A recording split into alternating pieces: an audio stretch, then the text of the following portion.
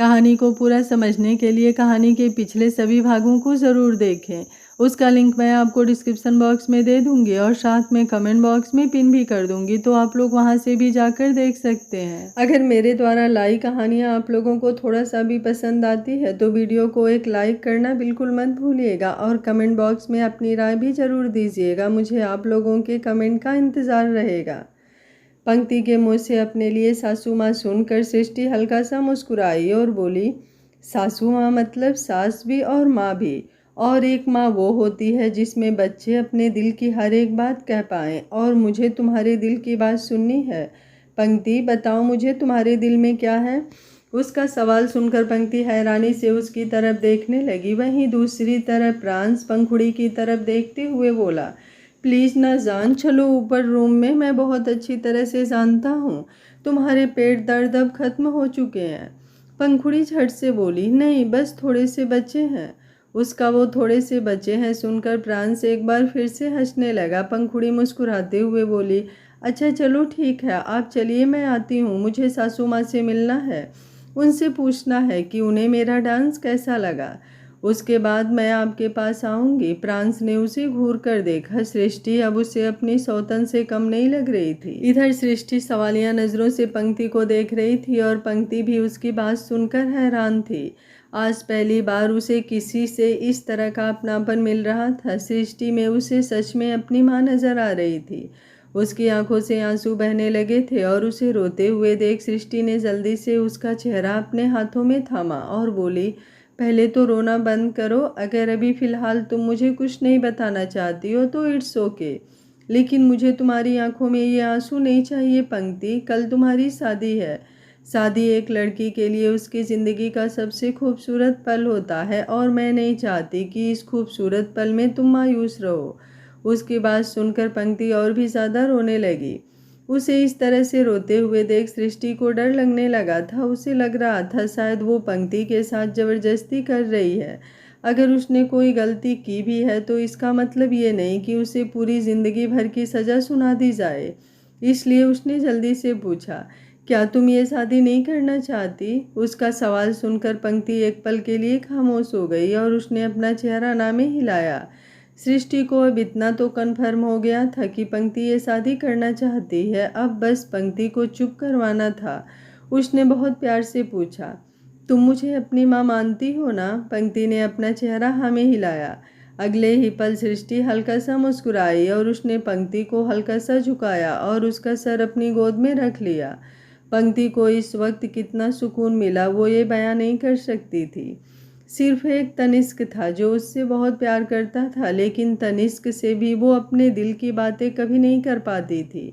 हालांकि अभी तक उसने सृष्टि को भी कुछ नहीं बताया था, लेकिन फिर भी उसे इस वक्त बहुत ज़्यादा सुकून मिल रहा था। सृष्टि बहुत ही प्यार से उसके बालों को सहला रही थी। वहीं दूसरी तरफ पंखुड़ी बाहर सबसे सृष्टि के बारे में पूछ रही थी, लेकिन तभी रागिनी ने उसे बताया कि सृष्टि अंदर अपने रूम में गई है। पंखुड़ी के चेहरे पर सवालिया एक्सप्रेशंस आ गए, लेकिन फिर वो अंदर जाकर सृष्टि के रूम की तरफ आई।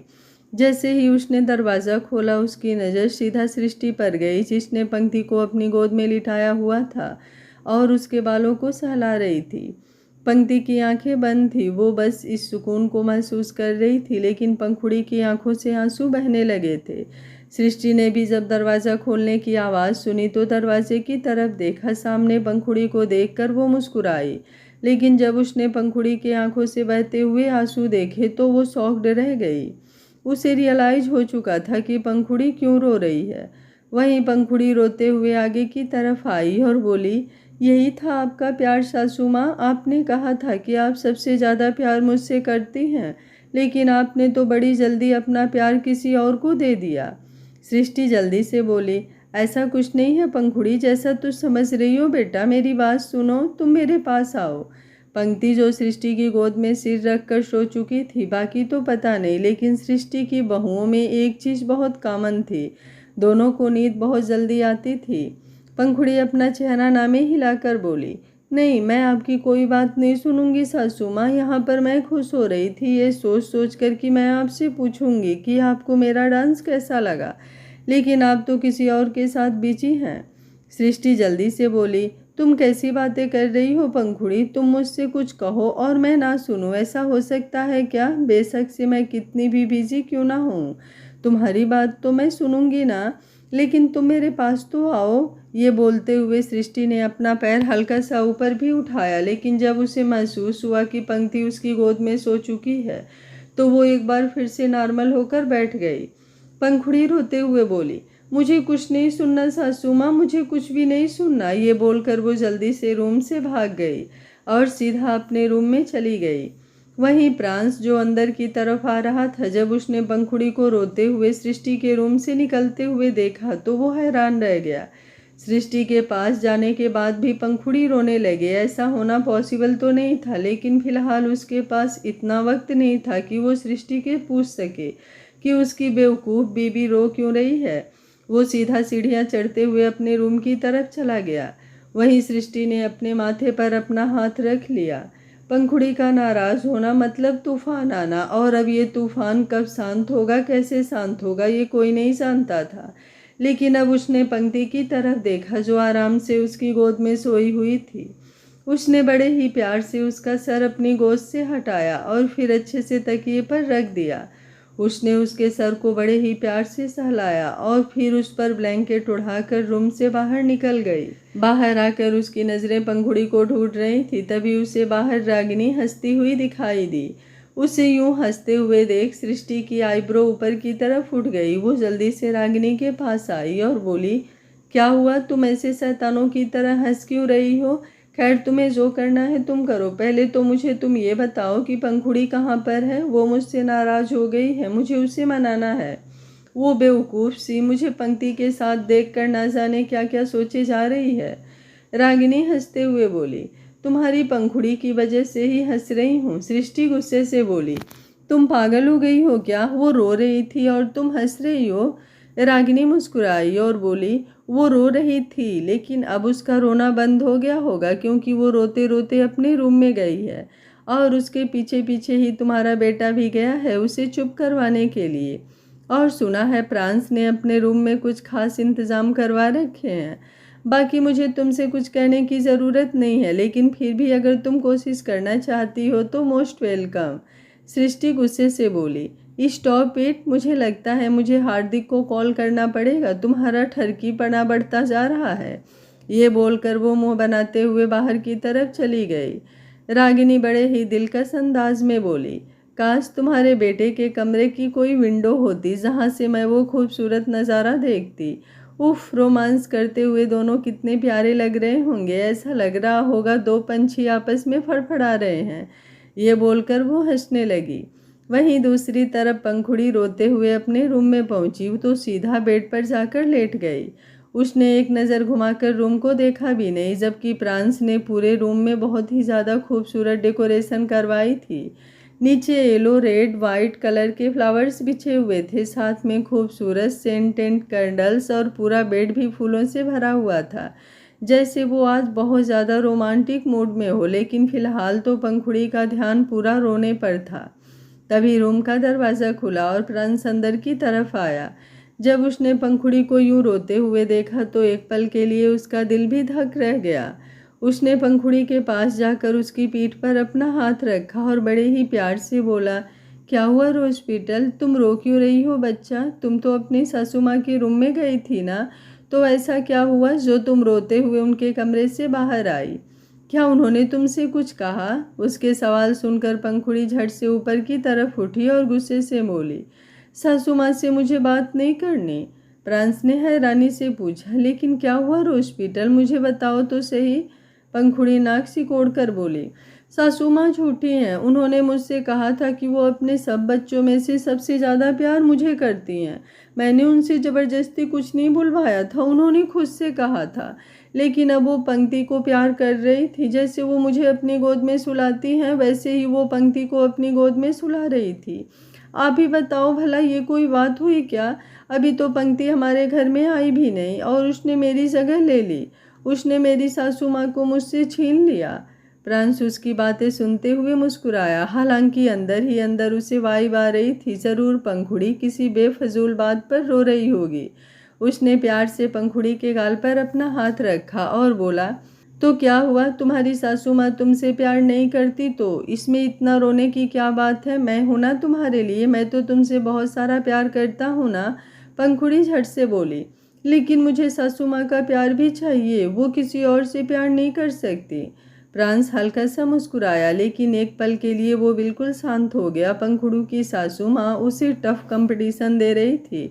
उसे तो लगा था सिर्फ उसके प्यार के लिए उसकी बीवी जलन महसूस कर सकती है, लेकिन यहाँ तो सृष्टि के लिए पंखुड़ी का ऑब्सेशन तो अलग ही लेवल पर था। वो मुंह बनाते हुए बोला, अच्छा चलो ठीक है, अब अगर तुम्हें तुम्हारी सासू माँ का प्यार ही सब कुछ लगता है तो मैं क्या ही कहूँ। मुझे तो लगा था कि मेरा प्यार तुम्हारे लिए इनफ होगा रोज पीटर, लेकिन मुझे नहीं पता था कि मुझसे ज़्यादा प्यार तुम अपनी सासू माँ से करती हो। ये बोलकर वो वहाँ से उठने लगा। पंखुड़ी झट से बोली, मैंने ऐसा तो नहीं कहा ना, मैं आपसे भी बहुत प्यार करती हूँ, सबसे ज़्यादा प्यार तो मैं आपसे ही करती हूँ, लेकिन सासू माँ से भी तो करती हूँ ना।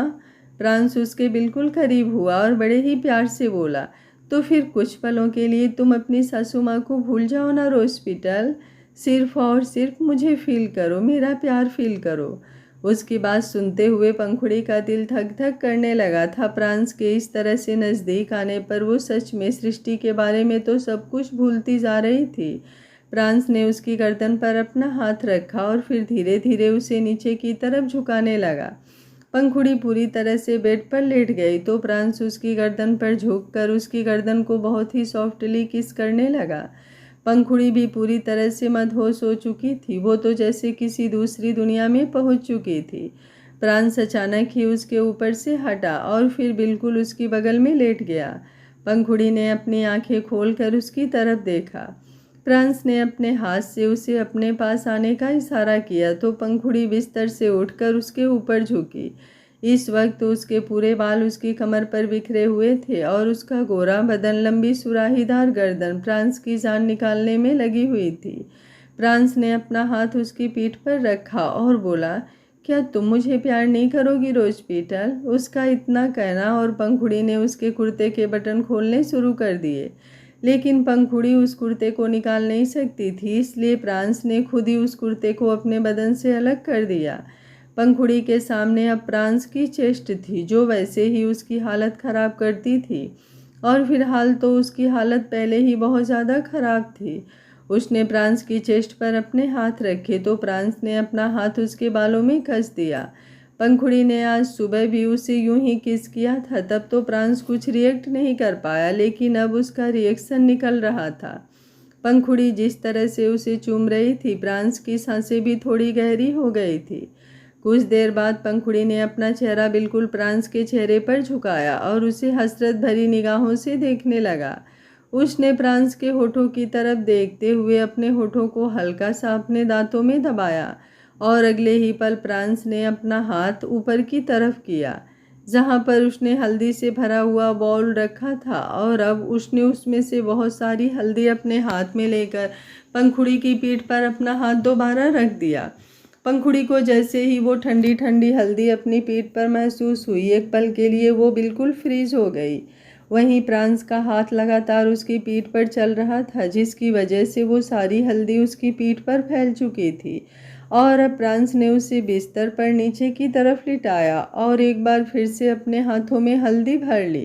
प्रांस ने अब उसे बेड पर सीधा किया और फिर अपने हाथ में हल्दी भरकर उसके खुले कमर पर लगाने लगा। वो ठंडी हल्दी उसके बदन पर कयामत ढाने लगी। एक पल के लिए तो उसकी सांस हलक में अटक गई थी। वहीं प्रांस पंखुड़ी के चेहरे की तरफ देखते हुए बोला, मुझे भी हल्दी लगवानी है। पंखुड़ी को शर्म तो आ रही थी, लेकिन वो प्रांस का साथ भी पूरा दे रही थी। जैसे जैसे प्रांस उसे प्यार कर रहा था, वैसे वैसे वो भी अपना पूरा प्यार प्रांस पर लुटा रही थी। उसने अपना हाथ हल्दी से भरे हुए बाउल की तरफ बढ़ाया, लेकिन उसका हाथ उस बाउल को छूता उससे पहले ही प्रांस उसे गहरी नज़रों से देखते हुए बोला, तुम्हारे हाथों से हल्दी नहीं लगवानी मुझे। उसकी बात सुनकर पंखुड़ी ने हैरानी से उसकी तरफ देखा। प्रांस ने उसके हाथों को अपने हाथों में लिया और फिर उसकी उंगलियों में अपनी उंगलियां उलझा ली। प्रांस के हाथों में लगी हुई हल्दी पंखुड़ी के हाथों में लग गई, लेकिन प्रांस ने अब उसके हाथों को छोड़ा नहीं, बल्कि उसके गाल से अपना गाल रगड़ने लगा। अब पंखुड़ी के चेहरे की हल्दी प्रांस के चेहरे पर लग गई और अब पंखुड़ी के रोंगटे खड़े होने लगे थे। अब पंखुड़ी प्रांस के हाथों से अपने हाथों को आज़ाद करवाने की कोशिश कर रही थी। प्रांस ने जानबूझकर उसके हाथों को छोड़ दिया और अगले ही पल पंखुड़ी ने खुद प्रांस का चेहरा अपने हाथों में थाम लिया और उसे शिद्दत से चूमने लगी। प्रांस के चेहरे पर मुस्कुराहट तैर गई। आज पहली बार उसकी रोशपीटल उसके साथ बेकाबू हो रही थी। प्रांस ने भी उसे रिस्पॉन्स देना शुरू किया और फिर दोनों जैसे प्यार की कोई जंग लड़ने लगे। पंखुड़ी के हाथ भी लगातार प्रांस की पीठ पर चल रहे थे और धीरे धीरे उन दोनों के कपड़े और बदन पर लगी हुई पूरी हल्दी बिस्तर पर और उन दोनों पर फैलती जा रही थी। प्रांस का मन तो बहुत था पंखुड़ी पर अपना राइट क्लेम करने का, उसे पूरी तरह से अपना बनाने का, लेकिन फ़िलहाल टाइम की बहुत ज़्यादा शॉर्टेज थी। ऑलरेडी वो दोनों काफ़ी देर से अपने रूम में थे और अगर इससे ज़्यादा वक्त वो दोनों एक दूसरे के साथ बिताते तो पूरा राणा मैंसन उन दोनों की चर्चा करता और वो नहीं चाहता था कि वो पंखुड़ी के साथ जल्दबाजी में उसके करीब आए। वो अपने खूबसूरत लम्हे को प्यार से जीना चाहता था, एक एक पल को अच्छे से एंजॉय करना चाहता था। जल्दबाजी में वो चीज़ें ख़राब नहीं करना चाहता था। इसलिए शाम के तकरीबन 4 बजे उसने पंखुड़ी को अपनी बाहों में समेटा और फिर उसे लेकर वॉशरूम में आ गया। पंखुड़ी भी किसी बच्चे की तरह उसकी गोद में सिमटी हुई थी। उसका भी बहुत मन कर रहा था प्रांस की होने का, लेकिन शर्म के मारे वो कुछ बोल भी नहीं पा रही थी। प्रांस उसे लेकर वॉशरूम में आया और फिर दोनों शावर के नीचे खड़े हुए। उन दोनों के कपड़ों से वो हल्दी अब पानी की वजह से हटती जा रही थी, लेकिन वो दोनों एक दूसरे से अलग होने का नाम नहीं ले रहे थे। पंखुड़ी अभी भी प्रांस के सीने में सिमटी हुई थी, वो पूरी तरह से उसके सीने से लगी हुई थी और प्रांस ने भी अपने हाथों को उसकी पीठ पर रखा हुआ था। थोड़ी देर वॉशरूम में बिताने के बाद अब दोनों बाथरोब पहनकर वॉशरूम से बाहर आए और फिर प्रांस ने पंखुड़ी को अपनी गोद से नीचे उतार दिया। पंखुड़ी तुरंत क्लोजेट की तरफ गई। वो अब प्रांस से अपनी नज़रें नहीं मिला रही थी। पंखुड़ी ने अपने और प्रांस दोनों के लिए कपड़े निकाले और फिर खुद अपने कपड़े लेकर चेंजिंग रूम में चली गई। प्रांस भी उसके पीछे पीछे चेंजिंग रूम में आया। पंखुड़ी का शर्माना सच में उसे बहुत ज़्यादा अच्छा लग रहा था। उसने कपड़े पहनते हुए उसकी नज़रें पंखुड़ी पर ही थी, जो जल्दी जल्दी साड़ी बांध रही थी, क्योंकि अब पंखुड़ी को याद आ गया था कि प्रांस के अलावा भी और बहुत कुछ है उसकी ज़िंदगी में। प्रांस और सृष्टि के चक्कर में आज उसने अपनी फैमिली के साथ तो ज़रा सा भी वक्त नहीं बिताया था, जबकि ज्योत्सना कह रही थी उसे कि आज पंखुड़ी के साथ टाइम स्पेंड करना है। लेकिन अभी तो फ़िलहाल ग्रोवर फैमिली वापस जा चुकी थी, लेकिन रात को कॉकटेल पार्टी में वो लोग आने वाले थे। प्रांस पंखुड़ी की तरफ देख रहा था जो साड़ी बांध रही थी। वो उसकी तरफ देखते हुए बोला, आज रात को तुम क्या पहनने वाली हो? पंखुड़ी मासूमियत से बोली, मुझे कुछ समझ ही नहीं आ रहा। कॉकटेल पार्टी में तो सब वेस्टर्न ड्रेस पहनते हैं ना जान, लेकिन मुझे डर लग रहा है कहीं सासू माँ ने मुझे कूट दिया तो। उसकी बात सुनकर प्रांस मुस्कुराया। वो क्या ही बताए कि उसकी सासू माँ तो खुद वेस्टर्न ड्रेस पहनने वाली है। वो जल्दी से बोला, ऐसा कुछ नहीं होगा, मैंने तुम्हारे लिए एक ब्लैक कलर की ड्रेस मंगवाई है, तुम वही पहनोगी, और अगर तुमने उसे नहीं पहना तो मैं तुमसे बात नहीं करने वाला। पंखुड़ी उसकी बात सुनकर उसकी तरफ देखती ही रह गई। प्रांस, जिसने अपने कपड़े पहन लिए थे, वो पंखुड़ी के पास आया और बोला, अभी तो फ़िलहाल मैंने तुम्हें छोड़ दिया। अगर मेरा मूड हुआ तो कॉकटेल पार्टी का तो पता नहीं, लेकिन तुम्हें किसी केक की तरह खाऊंगा मैं। उसकी बात सुनकर पंखुड़ी की हार्ट बीट एक पल के लिए स्किप हो गई और अब प्रांस के चेहरे पर शरारती मुस्कुराहट लिए बाहर की तरफ चला गया। पंखुड़ी का दिल अभी भी ज़ोरों से धक धक कर रहा था। तकरीबन 5 मिनट बाद वो बाहर आई तो देखा प्रांस रूम में नहीं था। वो जल्दी से रेडी होने लगी। वहीं दूसरी तरफ प्रांस सीढ़ियाँ उतरते हुए नीचे की तरफ आया तो सामने ही उसकी नज़र सृष्टि और रागिनी पर गई। वो दोनों कुछ डिस्कस कर रही थी। उनके साथ ही इवेंट ऑर्गेनाइज़र भी खड़ा था जो आज रात की पार्टी के लिए उन दोनों से कुछ पूछ रहा था। प्रांस वहाँ से गुजरने लगा तो रागिनी उसकी तरफ देखते हुए बोली, मैंने सुना है आज दोपहर में किसी की बीबी बच्चों की तरह रो रही थी। प्रांस ने पलटकर उसकी तरफ देखा और बोला, और मैंने सुना है आजकल कोई बूढ़ा हो रहा है। अगर मुझे सेवा का मौका मिला तो मैं उस बूढ़े को एक लाठी देना चाहूँगा ताकि उसे चलने फिरने में हेल्प हो सके। उसकी बात सुनकर रागिनी झट से उसके पास आई और बोली, तुम मुझ पर गुस्सा क्यों हो रहे हो? मैं तो तुम्हारी ही टीम में हूँ ना। मैं तो बल्कि तुम्हारी मॉम को बोल रही थी कि वो ऐसे कैसे पंखुड़ी को हर्ट कर सकती हैं। पंखुड़ी को इस घर में लगभग से 2 महीने हो गए और देखो पंक्ति जो अभी इस घर में आई भी नहीं, उसकी वजह से उसने पंखुड़ी को रुला दिया। ये तो तुम हो जो अपनी बीवी को इतना ज़्यादा प्यार करते हो, जो उसे प्यार से चुप करवाते हो, वरना पति तो बड़े निखट्टू होते हैं। प्रांस तुरंत बोला, आपके वाला निखट्टू होगा, मेरी वाली का मस्त है, उसकी आंखों में आंसू नहीं आने देता, और जो उसे रुलाते हैं उनका हिसाब तो मैं अच्छे से करूँगा। मेरी बीबी की जगह किसी और को देते हैं और फिर कहते हैं कि वो सबसे ज़्यादा प्यार मेरी बीबी से करते हैं। ये बोलते हुए प्रांस की तिरछी नज़रें सृष्टि पर थी। सृष्टि ने मुंह बनाया और बोली, मैंने एक बार जो जगह जिसको दे दी वो जगह उसी की रहती है, और बेहतर होगा अगर कोई सास बहू के मामले में अपनी टांग ना अड़ाए, वरना टंगड़ी काट दूंगी मैं। प्रांस उसकी बात सुनकर मुस्कुराया और रागिनी की तरफ देखते हुए बोला, वैसे सास बहू की बात से याद आया, मैंने सुना है कई सास बहुत अजीब होती हैं, अपनी बहू पर बहुत जुल्म करती हैं। भगवान बचाए ऐसी सास से। सृष्टि ने भी रागिनी की तरफ देखा और बोली, रागिनी, तुमने उन पतियों के बारे में सुना है क्या जो 1 नंबर के अकड़ू होते हैं, अपनी बीबी को फालतू का एटीट्यूड दिखाते हैं? भगवान बचाए ऐसे पतियों से। प्रांस एक बार फिर से बोला, मैंने सुना है कई सास तो जानबूझकर अपनी बहू को रुलाती हैं, उन्हें मज़ा आता है अपनी रोती हुई बहू को देखकर। सृष्टि भी तुरंत बोली, और कई पति भी ऐसे होते हैं जानबूझकर अपनी बीवियों को रुलाते हैं, लेकिन अब अगर उन्होंने अपनी बीवी को जानबूझकर रुलाया ना तो सच बता रही हूँ मैं उनका सिर फोड़ दूंगी। रागिनी तो उन दोनों की बातें सुनकर पछता रही थी कि उसने किस घड़ी में उन दोनों के साथ पंगा ले लिया। वो दोनों सुना एक दूसरे को रहे थे, लेकिन उन दोनों की धमकियाँ सुनकर हालत रागिनी की खराब हो रही थी। वहीं सीढ़ियाँ उतर कर पंखुड़ी वहाँ पर आई, और जब उसने प्रांस और सृष्टि की बातें सुनी तो कुछ पल तो उन दोनों की तरफ देखती रह गई और समझने की कोशिश करने लगी कि आखिर वो दोनों लड़ क्यों रहे हैं। तभी वो आगे आई और उन दोनों की तरफ बारी बारी से देखकर बोली, आप दोनों प्लीज ऐसे लड़िए मत। सासू माँ और जान, आप भी सासू माँ से ऐसी बातें मत कीजिए। सासू माँ बहुत अच्छी हैं और ये भी बहुत प्यारे हैं। प्रांस की आईब्रो ऊपर की तरफ उठ गई। वो जल्दी से बोला, लेकिन दोपहर को तो तुम अपनी इसी सासू माँ की वजह से रो रही थी, तब मैंने ही तुम्हें संभाला था। सृष्टि भी झट से बोली, और जब जब इसने तुम्हें रुलाया है तब तब मैंने तुम्हें संभाला है पंखुड़ी। प्रांस तुरंत बोला, लेकिन अब तो मैं सुधर गया हूँ ना पंखुड़ी, तो अब तो तुम्हारे लिए सबसे ज़्यादा खास मैं हूँ। सृष्टि व्यंग से मुस्कुराई और बोली, सासू माँ की जगह कोई नहीं ले सकता, नो वन। उन दोनों को एक बार फिर से लड़ते हुए देख पंखुड़ी धीमे से बोली, मुझे ना थोड़े थोड़े चक्कर आ रहे हैं सासू माँ, मैं जाकर नींबू पानी पीती हूँ, बाद में बताती हूँ कौन खास है। ये बोलकर वो जल्दी से किचन में भाग गई। रागिनी उसे भागते हुए देख हंसने लगी और बोली, तुम दोनों का कटेगा, अच्छे से कटेगा।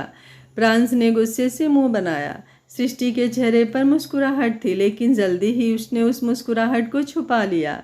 वहीं रागिनी प्रांस के कंधे पर अपना हाथ रखकर बोली, वो नींबू पानी पीने गई है, खट्टा खट्टा मीठा, कोई बात है तो बताओ।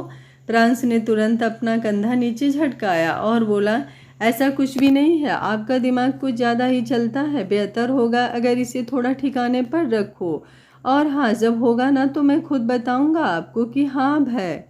ये बोलकर वो एटीट्यूड से बाहर की तरफ चला गया और रागिनी मुंह बनाते हुए बस उसे जाते देखती रह गई। उसने अब वापस पलटकर सृष्टि की तरफ देखा, लेकिन सृष्टि वहाँ से गायब हो चुकी थी। वहीं सृष्टि किचन में आई। पंखुड़ी अपने लिए नींबू पानी बना रही थी। नींबू पानी बनाकर वो पीने ही वाली थी कि उसे सृष्टि नजर आई।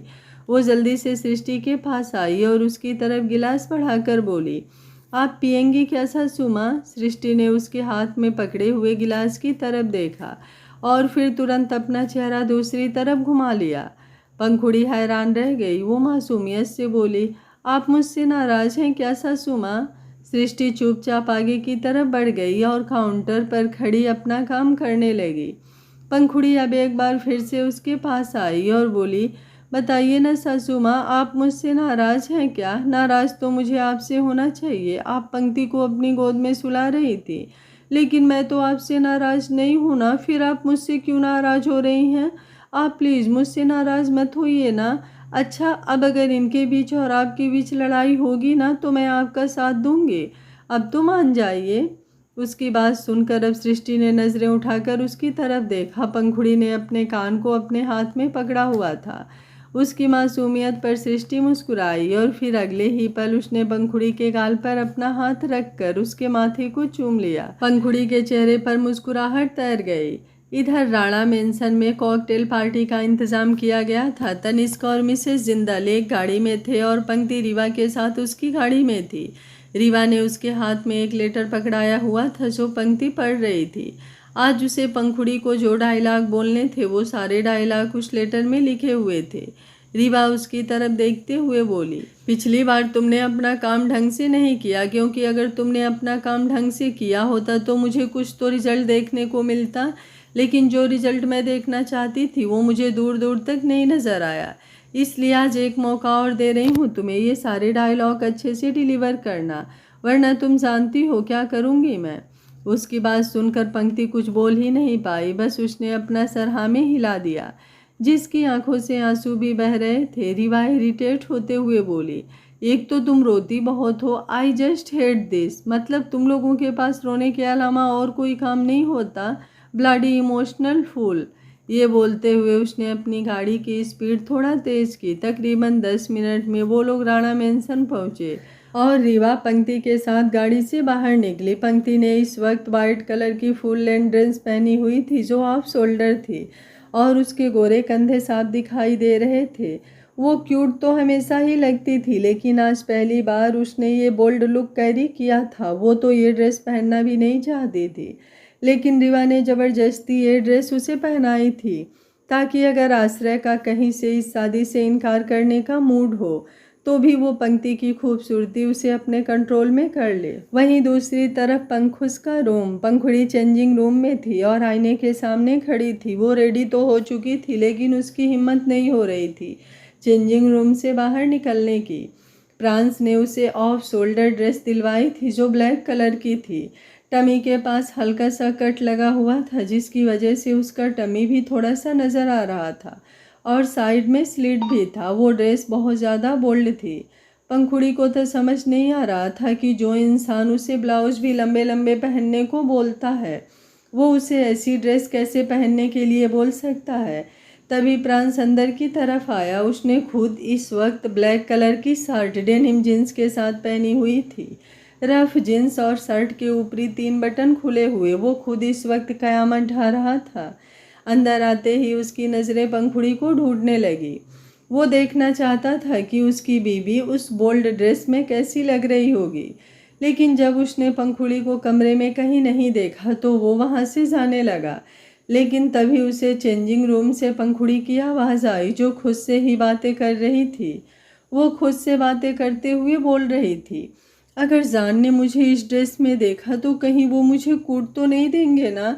पर वो मुझे क्यों कूटेंगे? उन्होंने तो खुद मुझे ये ड्रेस पहनने के लिए दी है। कहीं गलती से उन्होंने मुझे कोई गलत ड्रेस तो नहीं दे दी ना? कहीं कोई और ड्रेस दी हो और वो ड्रेस बाई मिस्टेक बदल गई हो।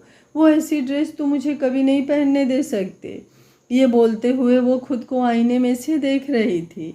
उसकी बातें सुनते हुए प्रांस जब चेंजिंग रूम में आया तो वो वहाँ पर दरवाजे पर ही खड़ा रह गया। उसकी नज़रें जैसे ही पंखुड़ी पर गई वो बस पूरी तरह से फ्रीज हो गया था। उस ब्लैक कलर की ड्रेस में पंखुड़ी इतनी ज़्यादा सेक्सी लग रही थी कि वो उस पर से अपनी नज़रें हटा ही नहीं पा रहा था। वहीं जब आईने में से पंखुड़ी ने प्रांस को देखा तो उसकी आंखें बड़ी हो गई। अगले ही पल वो जल्दी से कर्टन की तरफ भाग गई और कर्टन के पीछे छुप गई। प्रांस उसके इस हरकत पर मुस्कुराया और बोला, क्या हुआ जान, तुम कर्टन के पीछे क्यों छुप गई? बाहर आओ ना, अभी तो मैंने तुम्हें दिल भर के देखा भी नहीं था। पंखुड़ी कर्टन के पीछे छुपी हुई बोली, प्लीज़ मुझे कोई और कपड़े दे दीजिए ना जान, मुझे बहुत अजीब लग रहा है। मैंने ऐसे कपड़े कभी नहीं पहने। फ्रांस मुस्कुराया और बोला, लेकिन कॉकटेल पार्टी में ऐसे ही कपड़े पहने जाते हैं पंखुड़ी। आई नो तुमने कभी नहीं पहने, लेकिन इसका मतलब ये तो नहीं कि तुम कभी पहनोगी भी नहीं।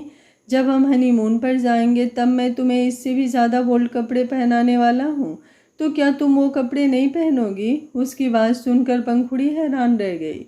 उसने कर्टन के बाहर अपना चेहरा किया और फिर फ्रांस की तरफ देखते हुए बोली, इससे भी ज़्यादा छोटे? एजी, क्या आप मुझे इनरवियर में घुमाओगे? आपको तो मेरे छोटे छोटे ब्लाउज भी पसंद नहीं थे, तो अब आप मुझे इतने छोटे छोटे कपड़े कैसे पहना सकते हो? फ्रांस हल्का सा मुस्कुराया और बोला, मैंने तुम्हें छोटे ब्लाउज पहनने से कभी मना नहीं किया, बस वो तुम्हारे छोटे छोटे ब्लाउज मुझे डिस्ट्रैक्ट करते हैं, इसलिए मना किया था। लेकिन अब मैं खुद को कंट्रोल करके क्या करूँगा? मैं तो चाहता हूँ मेरा कंट्रोल तुम पर शिद्दत से टूट जाए। उसकी बात सुनकर पंखुड़ी बस उसकी तरफ देखती रह गई। उसका चेहरा एकदम गुलाबी हो गया था। फ्रांस अब उसके बिल्कुल करीब आया। उसने जैसे ही उस कर्टन को हटाया, पंखुड़ी पूरी तरह से उसके सामने थी। वो उसे अपनी इंटेंस नज़रों से देख रहा था और पंखुड़ी ने अपना चेहरा झुकाया हुआ था। उसकी उंगलियां आपस में उलझी हुई थी। उसे हद से ज़्यादा शर्म आ रही थी। फ्रांस के सामने वो इतना ज़्यादा शर्मा रही थी तो बाहर जाने पर ना जाने उसका क्या हाल होने वाला था। लेकिन फ्रांस अब उसके बिल्कुल करीब हुआ। अगले ही पल पंखुड़ी कांच की ठंडी दीवार से लग गई और फ्रांस उसके ऊपर झुका। वो उसकी गर्दन पर अपनी गर्म सांसें छोड़ने लगा। उसकी गर्म सांसों को अपनी गर्दन पर महसूस कर पंखुड़ी की सांसें भी गहरी होने लगी थी। बाहर का म्यूजिक एक तरफ, लेकिन उनके कमरे में जो उनकी गहरी सांसों का शोर गूंज रहा था वो हद से ज़्यादा इंटेंस था। फ्रांस बेहद गहरी आवाज़ में बोला, मेरा मन नहीं कर रहा पार्टी में जाने का। मन कर रहा है कि तुम्हें यूं ही खड़ा निहारता रहूं और फिर तुम्हारी तारीफ मैं अपने होठों से बोल कर नहीं बल्कि तुम्हारे बदन के हर एक हिस्से को छू कर करूँ, वो भी बेहद प्यार से। उसकी बात सुनते हुए पंखुड़ी के रोंगटे खड़े हो गए। फ्रांस ने अपना हाथ उसकी कमर पर रखा जहाँ पर उसका पेट दिखाई दे रहा था। फ्रांस का वो ठंडा हाथ जैसे ही उसके तपते हुए पेट पर लगा, पंखुड़ी जैसे किसी बर्फ की तरह जम गई। फ्रांस अब उसकी गर्दन पर अपने लब रख चुका था। वो उसे बेहद शिद्दत से चूम रहा था। वो उसे बाहर ले जाने आया था, लेकिन अब उसका बिल्कुल मन नहीं था बाहर जाने का। वो बस पंखुड़ी को प्यार करना चाहता था। लेकिन वो इसके आगे बढ़ता उससे पहले ही उनके रूम का दरवाज़ा नॉक हुआ। पंखुड़ी एक पल के लिए कांप उठी। उसके हाथ फ्रांस के कंधे पर कस गए थे। वहीं फ्रांस मुंह बनाते हुए बोला, एक तो मेरे प्यार के दुश्मन बहुत हैं। पंखुड़ी ने कुछ नहीं कहा, बस शर्माते हुए अपने निचले होठ को अपने दांतों में दबा लिया। फ्रांस चेंजिंग रूम से बाहर की तरफ आया और रिमोट से दरवाज़ा खोला तो दरवाजे पर एक सर्वेंट खड़ी थी। वो फ्रांस की तरफ देखते हुए बोली, नीचे सब आपको बुला रहे हैं, पार्टी शुरू हो चुकी है। फ्रांस अपना सिर हिलाकर बोला, हम आते हैं, तुम जाओ। वो सर्वेंट तुरंत वहाँ से चली गई। उसके जाने के बाद अब फ्रांस वापस चेंजिंग रूम में आया जहाँ पंखुड़ी अभी भी उस दीवार से लगकर खड़ी थी और गहरी गहरी सांसें ले रही थी। फ्रांस उसके बिल्कुल करीब आया और बोला, तुम इस ड्रेस में बहुत ज़्यादा खूबसूरत लग रही हो रोज पीटल, और अगर तुम्हें अनकंफर्टेबल फील हो रहा है तो तुम इसे चेंज कर सकती हो, लेकिन मैं चाहता हूँ कि तुम इसी ड्रेस में बाहर चलो। उसकी बात सुनकर अब पंखुड़ी कैसे ही उस ड्रेस को चेंज कर सकती थी। वो मुस्कुराई और बोली, जैसा आप कहें। फ्रांस भी मुस्कुराया और उसके गाल को छूकर बोला, और अगर तुम्हें अनकंफर्टेबल फील हो तो मुझे बता सकती हो, मैं अपनी शर्ट उतार कर तुम्हें दे दूँगा। पंखुड़ी झट से बोली, फिर तो आप शर्टलेस हो जाएंगे ना? फ्रांस शरारती मुस्कुराहट के साथ बोला, तो क्या हुआ? पंखुड़ी मुंह बनाते हुए बोली, बिल्कुल भी नहीं, ऐसा तो मैं बिल्कुल नहीं करने वाली। पार्टी में बहुत सारी लड़कियां होंगी और अगर आप शर्टलेस होंगे तो सबकी नज़र आप पर होगी और मैं नहीं चाहती मेरे अलावा आपको कोई और देखे। आपको देखने का हक सिर्फ मेरा है। ये बोलते हुए उसने फ्रांस की शर्ट को कसकर अपनी मुट्ठियों में जकड़ लिया था और उसकी इस अदा पर फ्रांस एक बार फिर से उसका कायल हो गया था। उसने पंखुड़ी के होठों पर झुककर उन्हें बेहद शिद्दत से चूम लिया, लेकिन डीप किस नहीं किया, बस हल्के से। कुछ ही देर बाद वो दोनों सीढ़ियाँ उतरते हुए नीचे की तरफ आए। बाहर गार्डन एरिया में ही कॉकटेल पार्टी का इंतज़ाम किया गया था। एक तरफ पुल को भी खूबसूरती से डेकोरेट किया गया था और एक तरफ बाहर काउंटर बनाया गया था। सामने ही लाउड म्यूजिक चल रहा था और हर कोई म्यूजिक बीट्स पर थिरक रहा था। ऑलरेडी सब लोग डांस पार्टी में पहुंच चुके थे। बस प्रांस और पंखुड़ी का जाना बाकी था और अब वो दोनों भी पार्टी में आ गए थे तो सबकी नज़रें उन दोनों पर आ गई। पंखुड़ी थोड़ी डरी सहमी हुई लग रही थी। वो बार बार अपनी ड्रेस को नीचे की तरफ खींच रही थी। सृष्टि, जिसने इस वक्त वाइट कलर की एक ड्रेस पहनी हुई थी जो फुल लेंथ थी लेकिन कंधों पर पतली पतली स्ट्रिप्स थी, उसने अपना हाथ प्रलय के कंधे पर रखा हुआ था और उसके एक हाथ में वाइन का गिलास था। वो ड्रिंक बहुत कम करती थी लेकिन कभी कभी पार्टी में कर लिया करती थी क्योंकि इसके बाद पार्टी का मज़ा ही कुछ और होता था। प्रलय ने उसकी कमर पर अपना हाथ रखा हुआ था। जहाँ एक तरफ सृष्टि पूरा एंजॉय कर रही थी वहीं पंखुड़ी ये सोच सोच कर डर रही थी कि जब सृष्टि उसे इस तरह की ड्रेस में देखेगी तो कैसे रिएक्ट करेगी, कहीं वो उसे डांट ना दे। तभी प्रलय की नज़र पंखुड़ी पर गई और उसके चेहरे पर हल्की सी मुस्कुराहट तैर गई। सृष्टि उसे देखते हुए बोली, आप हंस क्यों रहे हैं डिस्ट्रॉयर? प्रलय मुस्कुराया और बोला, कुछ नहीं।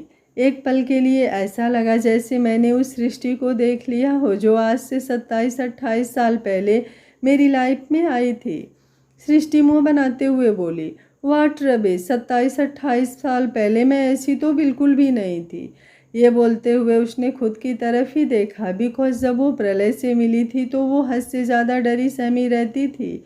मानव ने उसकी ज़िंदगी को बिल्कुल नर्क बनाया हुआ था और उसे उस नर्क से निकालने वाला प्रलय था। प्रलय हल्का सा मुस्कुराया और बोला, अगर नहीं यकीन तो पीछे पलटकर पंखुड़ी की तरफ देखो, तुम्हें खुद समझ में आ जाएगा कि मैं किस बारे में बात कर रहा हूँ। उसकी बात सुनकर सृष्टि ने पलटकर पीछे की तरफ देखा। जैसे ही उसकी नज़र पंखुड़ी पर गई वो बस उसकी तरफ देखती रह गई। लड़के तो लड़के, पंखुड़ी इतनी ज़्यादा खूबसूरत थी कि लड़कियां भी उसे देखें तो उनका भी उस पर क्रश आ जाए। सृष्टि झट से बोली, लड़कियां तो बहुत देखी है लेकिन इतनी खूबसूरत नहीं देखी डिस्ट्रॉयर, मुझे जलन हो रही है। प्रलय हंसते हुए बोला, थोड़ी सी तो शर्म करो, उस बेचारी की सासू माँ हो तुम। पहली बार ऐसी सासू माँ देखी मैंने जो इस बात पर अपनी बहू से जल रही है। तुम रुको, अभी मैं उसे तुम्हारी जलन के बारे में बताकर आता हूँ। ये बोलकर वो जैसे ही पंखुड़ी की तरफ जाने लगा, सृष्टि ने झट से उसका हाथ पकड़ लिया और बोली, क्या कर रहे हैं आप डिस्ट्रॉयर? वो मुझसे नाराज़ हो जाएगी, मुझसे बात नहीं करेगी, फिर मेरा दिल नहीं लगेगा। एक पल के लिए मैं आपको खुद से नाराज़ रहने दे सकती हूँ डिस्ट्रॉयर, लेकिन पंखुड़ी को, उसे तो बिल्कुल भी नहीं। ये बोलकर उसने प्रलय को साइड किया और फिर अपने हाथ में पकड़ा हुआ वाइन का गिलास यूं ही अपने हाथ में लिए पंखुड़ी की तरफ बढ़ गई। पंखुड़ी प्रांस की तरफ देखते हुए बोली, जान, अगर मुझे सासू माँ डांटेंगी तो आप मुझे बचा लेंगे ना? आप उन्हें कहेंगे ना कि आपने खुद मुझे ये ड्रेस दी है? अभी वो बोल ही रही थी कि प्रांस की नज़रें सृष्टि पर गई जो उनके पास ही आ रही थी। वो हल्का सा मुस्कुराया और बोला, सॉरी शान, लेकिन तुम्हारी सासू माँ की डांट से तो मैं तुम्हें नहीं बचा पाऊँगा। अभी वो बोल ही रहा था कि सृष्टि बिल्कुल पंखुड़ी के सामने आकर खड़ी हो गई। पंखुड़ी हैरानी से सृष्टि की तरफ देख रही थी। सृष्टि उसे देखकर मुस्कुरा रही थी लेकिन कुछ बोल नहीं रही थी। पंखुड़ी ने प्रांस की तरफ देखा और धीमे से बोली, जान, आपने मुझे बताया नहीं कि सासू माँ की कोई छोटी बहन भी है जिनकी शक्ल बिल्कुल उनसे मिलती है। प्रांस हल्का सा मुस्कुराया और बोला, ये तुम्हारी सासू माँ की छोटी बहन नहीं, तुम्हारी सासू माँ ही है रोजपीटल। उसकी बात सुनकर पंखुड़ी ने झट से नज़रें वापस सृष्टि की तरफ घुमाई और फिर और भी ज़्यादा बड़ी बड़ी आंखों से देखने लगी। सृष्टि मुस्कुराते हुए बोली, तुम बहुत ब्यूटीफुल लग रही हो पंखु, सच में बहुत ज़्यादा सेक्सी लग रही हो तुम। अभी वो बोल ही रही थी कि पंखुड़ी उसके आसपास घूमना शुरू कर दिया। वो उसकी तरफ देखते हुए बोली, सासू माँ, आपने ये क्या पहना है? आप तो मुझे पहचान में ही नहीं आ रही हो। कितनी खूबसूरत लग रही हो आप। सृष्टि इतराते हुए बोली, मैं तो हूँ ही खूबसूरत, लेकिन तुम भी कम नहीं लग रही हो। हाँ, एक नंबर की आइटम लग रही हो तुम। ये बोलकर वो हंसी। तभी प्रलय वहाँ पर आया। वो समझ चुका था कि सृष्टि जो अब तक 2-3 गिलास ड्रिंक ले चुकी है, अब उसे नशा होने लगा है। वो प्रांस की तरफ देखते हुए बोला, इससे पहले कि पंखुड़ी घर छोड़कर चली जाए, मैं अपनी बीवी को यहाँ से ले जाता हूँ। फिलहाल ये सासू माँ वाले मोड में बिल्कुल भी नहीं है। यह बोलकर प्रलय सृष्टि को वहाँ से ले जाने लगा। सृष्टि अपने हाथ छुड़ाते हुए बोली, मुझे पंखू के साथ डांस करना है, प्लीज़ डिस्ट्रॉयर, मुझे उसके साथ डांस करने दीजिए ना। प्रलय उसे ले जाते हुए बोला, बिल्कुल भी नहीं, पहले तुम मेरे साथ चलो, मुझे भी तुम्हारे साथ थोड़ा डांस करना है। ये बोलकर वो वहाँ से उसे ले गया। पंखुड़ी बस उन दोनों को देखती रह गई। उसका मुंह खुला का खुला रह गया था। प्रांस उसका मुंह बंद करते हुए बोला, ऐसे क्या देख रही हो? पंखुड़ी प्रांस की तरफ देखते हुए बड़ी ही हैरानी भरी आवाज़ में बोली, जान, सासू माँ तो बिल्कुल बदल गई, वो तो बिल्कुल छोटी सी लग रही है ना, पर वो बातें बहुत अजीब कर रही थी, उनकी तबीयत खराब है क्या? उसकी बात सुनकर प्रांस मुस्कुराया और बोला, बिल्कुल भी नहीं, उनकी तबीयत बिल्कुल ठीक है, और जैसे वो बातें कर रही थी, कुछ देर बाद तुम भी वैसे ही बातें करोगे। पंखुड़ी मुंह बनाते हुए बोली, क्यों, मैं वैसे बातें क्यों करूँगी? प्रांस मुस्कुराते हुए बोला, अब ये तो तुम्हें थोड़ी देर बाद पता चलेगा रोज-पीटल। उसकी बात सुनकर पंखुड़ी को कुछ समझ नहीं आया, लेकिन तभी उसकी नज़र पंक्ति पर गई। आज का पार्ट आप लोगों को कैसा लगा कमेंट बॉक्स में अपनी राय ज़रूर दीजिएगा। कल का पार्ट और भी ज़्यादा इंटरेस्टिंग होने वाला है, तो कल का पार्ट देखना बिल्कुल मत भूलिएगा। कहानी पसंद आ रही है तो वीडियो को एक लाइक ज़रूर करिएगा। इतनी मेहनत से आप लोगों के लिए कहानी बनाती हूँ, तो लाइक और कमेंट करने में कंजूसी बिल्कुल मत करिएगा। Thank you for watching. मिलते हैं कहानी के अगले भाग में।